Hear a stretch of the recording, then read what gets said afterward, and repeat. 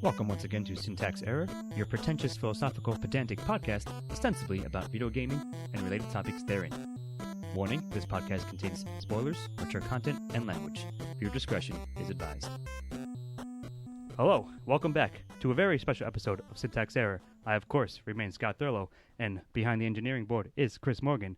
And we are joined by two very special guests who are doing an interview with. Jeremie Duval is with me. Yes, thank you. And Corey Selover is joining us via Skype out in California.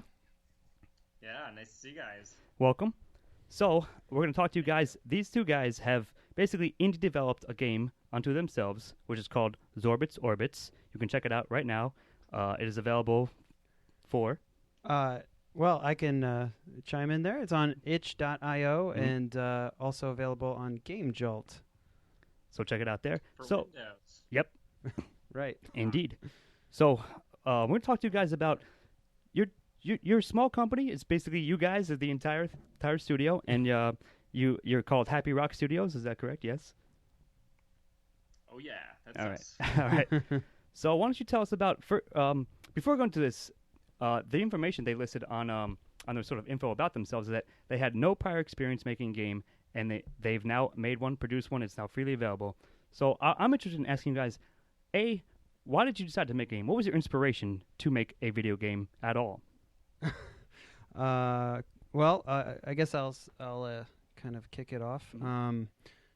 My main thing was this: we just wanted to make something fun and cool. We wanted something to spend our time with, being creative, and we were just working at a dry cleaners. We weren't getting very many customers, so we were like, okay. I remember Corey was like, hey, I was trying to learn a little bit of coding, and I wanted to make a video game, and so I just kind of started drawing, and then we started talking, and it just kind of grew from there. Right, Corey? Yeah, I mean, well, and we sort of said, like, hey, let's make a video game, and then you started drawing characters, and, like, the next day we had like this whole world kind of created, and all the characters that ever made it into the game were drawn, within week one. So kind of just kept going from there, despite the fact that it was probably a really silly idea. We decided to try anyway. No, man, not at all. Like I said, I myself fancy myself a possible game creator developer, and I didn't even get to that far. But it's just interesting that you guys sort of like, decided to, hey, we have an idea. Let's see what we can do with it, right? Right. Let's see what we can make of it. Yeah.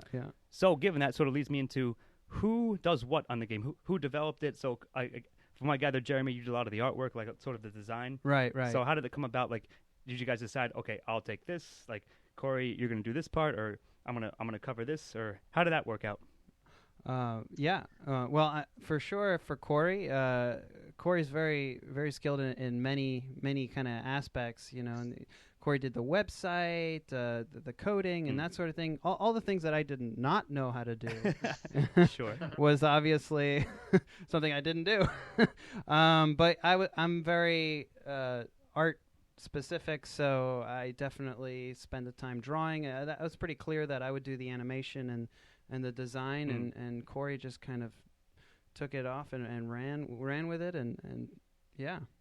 So Corey, you did the coding then, like sort of the tech end, if you will. Yeah. And I guess our original idea was that I would do the music and the sound. And we were sort of hoping we would find some friend that we could con into doing the programming.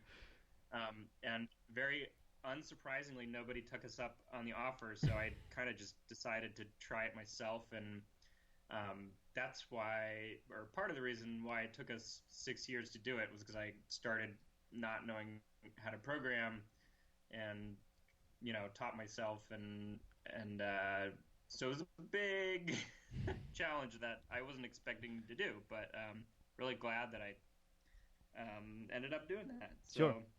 Yeah, the programming mostly, but I ended up doing the music and the sound as well, and but the look of it is all Jeremie for sure. Sure. So that's interesting. Like I said, I was going to ask you how many years it take to develop. So 6 years is the answer there. So did you guys Jeremie? You mentioned you had a previous background to like doing design and artwork and graphics and so forth. Corey, did you also have any background at all, like, at least for music? It sounds like you sort of did because you said you mentioned like you were going to do the music and the sound effects up front. Yeah, for music, I mean, I've been playing guitar since I was 9 years old, so I've always been into music. Okay, cool. And yeah, but programming, I think I had taken one programming class in college. Sure. Sort of knew what it was about, but not really. Yeah, so it's funny because you guys sort of parallel us on the Lost Signals, where we didn't know what we were doing per se up front, but we decided to learn what we could and roll with it, and we had an idea, and excellent. You followed through, and so speaking of that, actually, I want to ask you, what did you code in? Like, what did you learn to code it? What's Zorbit's Obits like? What's the core software that you use to make it happen? Yeah, it's all C++. Okay. I used a couple libraries, including SFML, which just right like helps and sound and stuff like that, and then Box 2D, which does physics. So all of our physics in the game are based off of that, but it's all code. Sure. Which I feel like was good for learning, but we, probably would have been good to use Unity or something like that. Yeah. Right now. Well, that's what I was going to ask, because I know like Unity is like, sort of a very big sort of not freeware, but you can get a lot of assets from it, and a lot of indie games and developers that I've know about do use it. But interesting, so you sort of start, that's when you didn't, or at least you used something else, C++, as you said, sort of built the groundwork from there. So I guess my question is, once you sort of had the core idea, like what was the process like going through that? Like, were you like, as you said, you had all the characters, like sort of, they all made it into the final version, more or less. Or actually, how about Jeremie? You were telling us a bit of story, just precast, about a character that didn't make it, and and why you decided not to. I found that interesting. So why don't you tell our audience about that? Corey, I was letting them know about Robo Babe. Great name. You didn't tell me that was the name. No, I didn't. I gotta save that for the podcast. Yeah, Robo Babe didn't make it to the game, although there's still billboards with her name on it and that sort of thing. But she's in there somewhere. Yeah, like as an Easter egg almost. Right. Well, it was originally like our big influences. I mean, I know for Corey, big on Mega Man. Yep. And I could definitely see aspects of that. Mario is one of my favorites, and of course, Sonic, these sort of things. But Mario, he saves the princess, so Sure. That's a real basic game. So okay, what happens? The princess gets kidnapped, so we will.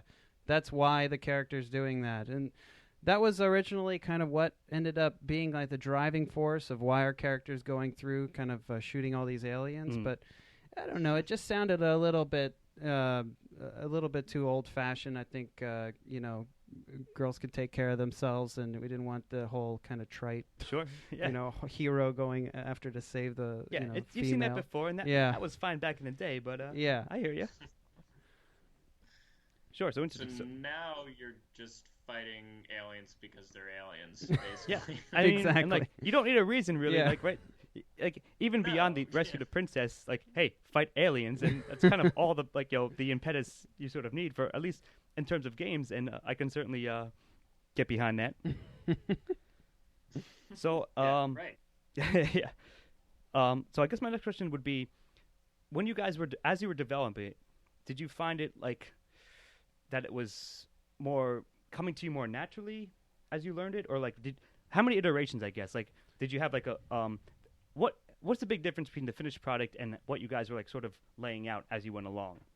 Did it change a lot, or like you basically had the groundwork and sort of like tweaking it, making it work better? Or how did that play out? Well, yeah, Corey, why don't you take this one? Sure, yeah. Well, it's funny because when I look back at like drawings that we did, I did for a couple like characters and a couple scenes, I would draw a crappy version, and then Jeremy would draw the cool version. But Sure. I liked it. I thought was it was looking at beautiful. some. I was looking at some picture the other day of like a level that we wanted to make. That was like our first idea for a level, and it looks nothing like the game now. And you know, it's kind of like we knew kind of what the world was and like the feeling we wanted much more at the beginning than we really knew what was going to happen. And then I actually like messed around with. There were like 2 prototype versions before the current version. Okay. One of them, all the levels were just flat, just like Mario, and it was, I don't really know I'm not sure at what point we really decided we could make the levels circular. Well, at some point we realized we could and should. For me, yeah, Jeremy, do you... well, one thing that sticks out there is we named our character Zorbit, right? And then what rhymes with Zorbit? Orbit. Okay, so the orbit is kind of came naturally, yeah. So that kind of like grew into it, and also just for my mind, I don't know why I thought this would be easier, but I thought of a Mario level like the original Nintendo Mario, Super Mario Brothers, where it's just like from you start at the beginning and you end, and it's a very like point A to B. Sort of linear, yeah. Yeah, and I was thinking like, wow, if I had to draw that'd be a very long file. It's a very long thing. So I was like, well, if we made it a circle, I could kind of wrap it around. No, it's actually quite interesting. I never would have thought about that. But so you're saying essentially like it was easier and also more interesting, or like it was more engaging to design it that way, just be sort of a flat plane, and it was helpful because it conserved memory and it was more conducive to what you were designing. Yeah, I thought it would be easier for some reason. Yeah, I don't know if it was ended not up. easier. No, yeah, no. Really? So like, what do you mean? So you thought it would be, and then ended up not being B? Like, well, I mean, maybe on a design perspective. Okay. Just in terms of like putting it together, like on the page, and and having a big circle, like just seemed easier to export. But for Corey and all the coding involved, like I'm sure that just complicated things because like each level has its own gravity, and you have to jump from level to level, and then that switches the camera. Interesting. So that brings me to the question. Actually, I want to. I guess I think Corey might be the one to talk to you about this. So you mentioned you had the physics engine. If you have levels with different gravity, that obviously seems to be that you would have to have different physics affecting that in a certain level. Was that hard to code? Like, how was that like trying to integrate into the game? Yeah, I mean, I think making it work in like at all was not so hard. Making it work nicely was, that was kind of a real challenge. But I also had a friend, Chris Dembia, who helped me when I was first starting out, and we were kind of like thinking through the problems together. And he's getting his PhD in rocket science, so he's like wicked smart. A good guy to have on hand. The math. Mm-hmm. Yeah, well, he like understood the math intrinsically, and like, right. Every time I look at the Zorbit code that has trigonometry in it, my head starts to spin a little bit. Sure. Does he work for the? Great to have. No, go on. So it's just like it was awesome to have somebody who like understood that part working with me. But yeah, basically there's like at any planet there's either a circle or like a kind of like an outline of the level, and then we would just make these invisible objects that were gravity fields, and when you hit the gravity field, it means, oh, look at this object. Nice. That's very interesting. That's kind of fun. I think Chris wants to ask you something. I was going to say, just because I'm the master of useless trivia. Does he work for like SoCal or Jet Propulsion Laboratory or something like that? No, he's actually at Stanford finishing his PhD, and I think it's actually, I said rocket science. It might actually be nuclear engineering. Like, sure. I don't know. It's just like one forget of those. it. Well, then, like, clearly he was no help in the game. The smartest person I ever met. Yeah. Now it's funny. I have a friend who is a nuclear physicist and is working in an installation out in New Mexico that he can't tell me a lot about.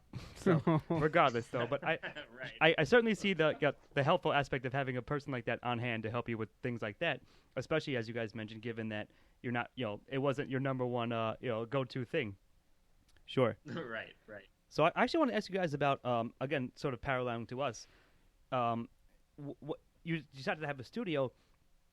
Who handled like the business aspects of it? Like, are you guys an LLC as we are? How does your studio work in terms of that? Well, Corey, you know more about that than I do. Well, to say that we handled the business is very generous. Fair enough. We created an LLC Mm-hmm. and actually dissolved it before we ever sold a copy. So wow, really? That actually that's interesting. So what happened? So right now we don't have one, which doesn't seem like a big deal right now. We probably should make another one, but our big focus was on getting the game made, and the business stuff has been definitely. I mean, even considering how hard the programming can be sometimes, like the business stuff just makes no sense to me. Oh yeah, I'm with you. Listen, we're 100% with you, Corey. The bureaucracy of businesses was something we had to navigate. So as I was just curious, like how you guys handled it, or what the experience for you was like. Still learning. Yeah. Yep. Fair enough. Very much so. Yeah. All right. And so Jeremy was telling me again bit precast. So we mentioned the platforms that Orbits is available on now, and you guys are trying to get it through Steam. How has that been, or at least hoping to? How's that going? Yeah, well, it's kind of we were like, literally the day that we announced that we were going to start a Greenlight campaign, the next day Steam announced they were getting rid of Greenlight. Oh, wow! Wow. Yeah. Okay. And they said it was going to happen this spring. And it looks now like it's actually probably going to take a while longer, but we kind of balked for a second and sure, absolutely. just decided to wait for it, which I don't know if that was the right move or not, but whatever. At some point, yeah, we want it on Steam. I also, as of today, played through the entire game on Mac without any bugs. So nice. It's almost ready. Yeah. There you go. Inside information works on Mac. Yeah. Yay for us Mac users. Yeah. Yeah. And now I have to figure out, like, distributing things on Mac is considerably more complicated, it seems, because Apple is very particular about how you do things. Sure. So I don't have any idea how long that's going to take, and we're moving out of our apartment next week, so it's going to take a little while, but it's in the works. Yeah. Sure, you got some concerns, but yeah, I was curious about. Even though I like to tout myself as a knowledgeable gamer, I don't know like how that stuff works. So it's. I don't mean to say it's funny, but it's for us fortuitous that you mentioned like about the Steam thing where they literally change the rules on you, or like the process as you're about to do it. And I know it can be convoluted, and Steam has certainly had their critics about their process in general here and there, but I was just curious about like how that worked. Well, some things are out of our hands, and sure, exactly. We can only focus on what we can focus on. Yep, made the game, and you're beholden to like the studio overlords, if you will, the publishers on that end, and I absolutely understand that for sure. So I guess I want to ask you guys a couple more general questions, perhaps. You're obviously fans of games.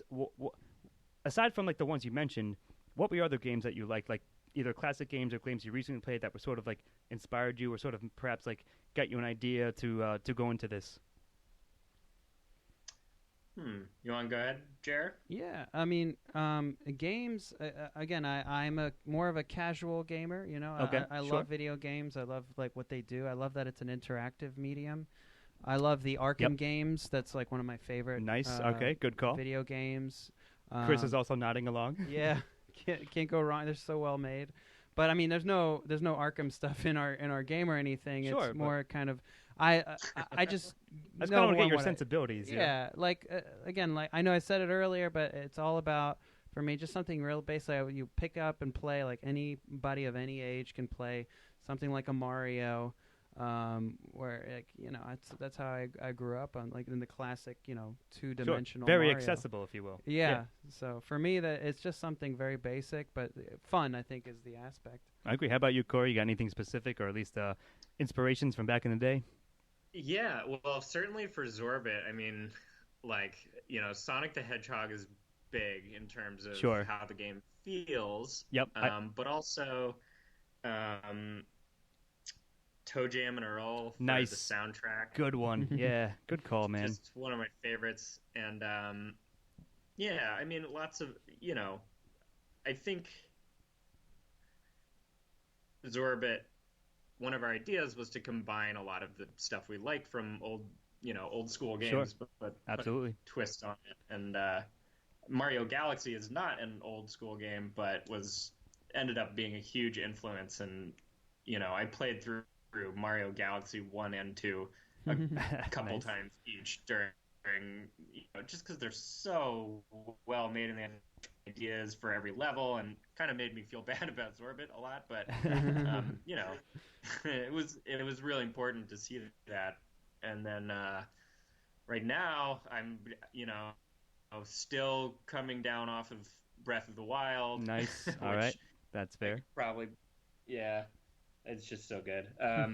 Yep. And I'm always checking in on Diablo 3. Nice. And, also classic, also a good one. I love Banjo-Kazooie myself. I think that's a goofy, fun game. Did you guys see Yooka-Laylee, which is sort of like the spiritual successor to it? Oh, no, I haven't checked that out. It came out recently. Oh, really? Yeah, you should check it out. So it's pretty good. I didn't play it, but I agree. Banjo-Kazooie is just full of personality in all the right ways. Yep. And I think that's, something we really admire. Yeah, it's goofy, it's funny, it's just like very, it's for any age kind of thing. Sure, quirky. So kind of like tying in, Zorbits is sort of like a retro style game, as you said, Mario, like Sonic, and a bunch of things we just mentioned. So do you guys think making a retro game is either easier, or like it speaks to an audience more generally than making another different kind of game, trying to make like a game, even if you had the capability with like an FPS or something like that, rather make sort of like it's basically a platformer at the end of the day, as Mario is, as a lot of other games are, right? So do you think that sort of like speaks to like the nostalgia of like maybe our generation, or just something that like something that grabs people's attention? I feel like it's easier to make something like we made it, because I mean I don't know much about CG and and modeling and lighting and rigging and all that kind of stuff that involves with like those like high-end games, and it just seems more relatable to do something that's like has a retro feel, and is what we knew how to do. I mean, I knew how to animate in 2D, so it's kind of like, this is what I can contribute. Even given those constraints, but what do you think, Corey? Well, I think actually the constraints of 2D can actually be really helpful. I mean, I think 3D, like just adding one more dimension brings so many complications and a lot more complexity for sure. Yeah. Yeah. Well, and just I mean, I feel like a 2D game felt right because this was our first game, but it all sort of lended itself well to Zorbit. But I also think it is retro in that it is 2D and not like some crazy 3D shooter like Call of Duty. But right. But we didn't want to do pixel graphics. We wanted to have the nice hand-drawn artwork, and I think in some ways we're hoping that it's not too retro, Yep, just because. Absolutely. Yep, I see what you mean. So, like, yeah, it's kind of feel new too. Yeah, it's kind of what I was getting at. Like, yes, it has a retro feel, but it's not like, we'll say like a copy and paste or like something like that. Like you're right. Yeah. Like the you mentioned the pixel thing. Since it's not in that, it sort of seems newer, even though it's grounded in like the framework that already exists. In a sense. Totally. I think pixels just came out of necessity, right, Corey? I mean, it's just like, they made Mario look that way so that because that's what they could do, and we could do something that was smooth, right? Sure. Yeah. Well, and I think too, if you're gonna make a 2D platformer these days, if your game isn't unique in some way, I mean, you know, it's not going to stand out. If you were to pick a genre that is the easiest to make, especially considering things like Game Maker that you can plug in some graphics and in a couple of minutes have a platformer, spits out like a that's game. it. That's Sure. the easiest one. So you kind of have to do something different, and hopefully we did something different enough that it's worth playing. But that, you know, that's actually maybe an added challenge rather than a benefit. No, yeah, that's interesting, and I think you're actually right about that. Like, if you're going to do it, certainly you have to have like at least some sort of aspect or element to your game that, again, like sort of stands out above, like, I guess, the herd or the mass of, like, because it's because it's like not so easy, but easy enough to make just a general generic platformer. That you need some sort of like, you know, quirk or character to it that adds something to it rather than just like being lost in the sea of that. And I think I will personally admit that I indeed was drawn to the artwork of Zorbits because it, like, if it was pixelated, I would have, like, I don't mean to like disparage, but I think I might have thought less of it if I didn't know, if I just saw it like as a, you know, offered that, like, yeah, you've seen that before. But because of the hand-drawn style, like, that adds a charm to it, I think, that possibly is appealing to audiences. Yeah. And that sort of leads me to my next question. If you wish to answer, let it be known. What have your, like, what's the response been like to Zorbit so far? At least it's been available for about a month or two now. Yeah, about a month. Yeah. Yeah, a month. Corey has more access to, like, the feedback than I do. So. Okay, yeah. So Corey, how's that been? Have you heard, like, you know, if not the sales numbers, like, has there been at least some response? And if so, like, what's it been like? Yeah, well, I mean, the response to how it plays and feels has been really great. Like, awesome. I had hoped or imagined, which is awesome. Yep. It feels validating as a human being. For sure. So the people who have played it really seem to like it. You know, we don't know so much about marketing, and I think that's sort of an ongoing process for us. So we're still in the, absolutely, you know, trying to get it in front of people and get people to notice. But, you know, considering, I'd say it's doing pretty well, which is kind of awesome. And we're proud of it either, for sure. Awesome, great to hear. Yeah, that's really cool. So that's pretty much it. Like, I just wanted to sort of talk to you guys about, like, the process of it, and again, sort of like, I'm sort of kindred spirits with you, trying to create something and just doing it, you know, raising yourself by your bootstraps, pretty much. Is there anything else you guys want to add or give a shout out to or promote? I want to give a shout out to the other artists that we had to hire in the meantime. It was David, right? Yeah, David. He did such a great job, like, kind of picking up my style. We had to hire someone, like, kind of like in the end time. The final push. We're getting to, like, Sure. we had to get this made, and Corey found this person in Australia who just did an amazing job, and I just wanted to give a shout out to him. But yeah, about you, Corey? Well, I should tell you his real name, which is hard to pronounce. So try the best you can. We've had this problem ourselves. I'm gonna look at how to spell it just to make sure. Okay. It is, oh boy, I don't know, David Fjarlson. Fjarlson. Well, anyways, very talented person. Yeah, and super, just like came through for us in a really awesome way. And I just wanted to, you know, just give the little plug of our website. Yep. www.zorbitsorbits.com. You can also find us on itch, which is itch.io. Yep. And you can search for us there, Zorbits Orbits. We have YouTube. We're also on Game Jolt, and Jeremie is at Jeremie Duval on Twitter, and I'm at Corey Selover. So yeah, you know, give the game a look and let us know if you like it, and let us know if you hate it, and we'll tell you for yourself. And no, I'm just kidding. We can curse on this. We curse all the time. Yeah, that's true. Okay. Yeah, you can curse. But yeah, that's also Really? I could say a curse word? Yeah. Oh yeah, totally. Oh, yeah. Okay. But yeah, Fuck. Yeah. there you go. Fuck yeah. But First official fuck on air. Yeah. But I yeah. should have been cursing the whole time. Oh please, come on. I curse Yeah. more than anybody in the four of us. So. No, that's not true. But separate argument. But regardless, check Jeremy and Corey and their game Zorbits out on all those platforms. And Chris would like to add something here. Yeah, I'm kind of the court composer around here. So Corey, Yeah. I obviously I listened to the music when I was watching the demo and so forth. Do you have like a 16 or 32-bit modeler? Like, how do you do the music? Well, actually, everything is done. I did everything in Pro Tools with just a couple of synthesizers that I like, but they're nothing special for sure. I ran a couple tracks through. What's it called? It's a plugin that you can change the bit rate of the tracks. So I That's turned cool. a couple things down, especially the drums are usually like 4-bit. So basically, you put these into Pro Tools and then you put it through like a processor. Yeah. Oh, cool.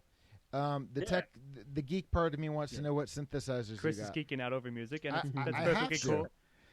I'm So the synthesizers I used, there was one called Vacuum, which used to come with Pro Tools and now doesn't, which really is too bad because, or at least it didn't come with the new version that I got because I loved that synthesizer. And then the one that I used mostly is called Expand, like Xpand 2, I guess. Sure. And it's really, I mean, honestly, I hate it. But, Do you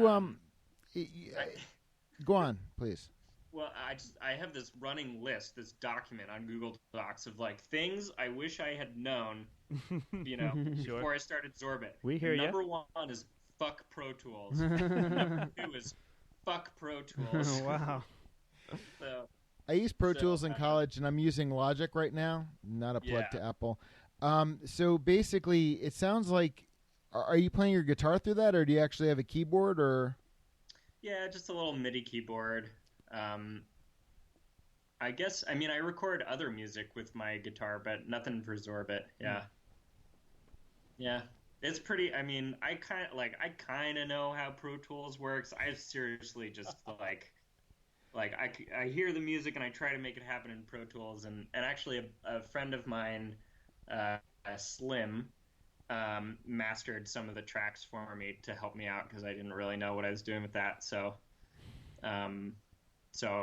I should thank her too. Yeah. There you go. Shout out to everyone who contributed. As Completely. we do as well. Oh, and all our supporters on GoFundMe. It was really kind of awesome Oh, to yeah. So, see people kind of come through and they believed in us. And that's I cool. think it Yeah, really you guys helped us didn't out. mention that. You had a GoFundMe campaign going? Yeah. Awesome. Yeah. Very nice. Are you guys on Reddit at all? Corey is, right? Yeah, I use it sort of I don't know how it not works. in any like official. I'm the Zorbit person way, but I posted it around it. Yeah. Sure. All right. Sweet. Yeah.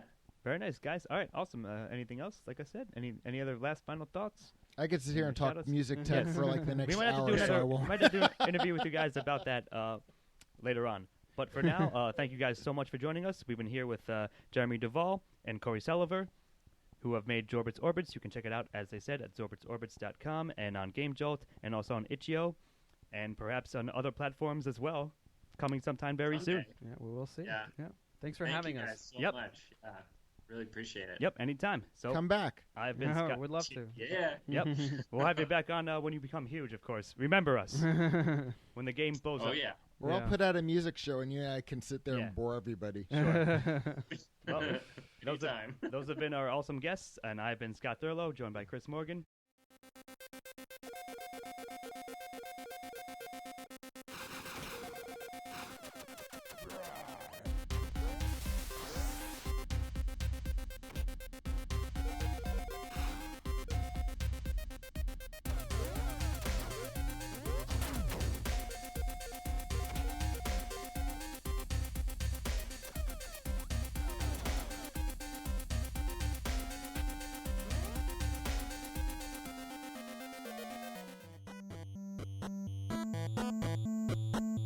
Editing and engineering by Christopher Morgan. Music by Stephen Hermosi. Check us out on YouTube and iTunes for the shows, and on Facebook and Twitter for updates.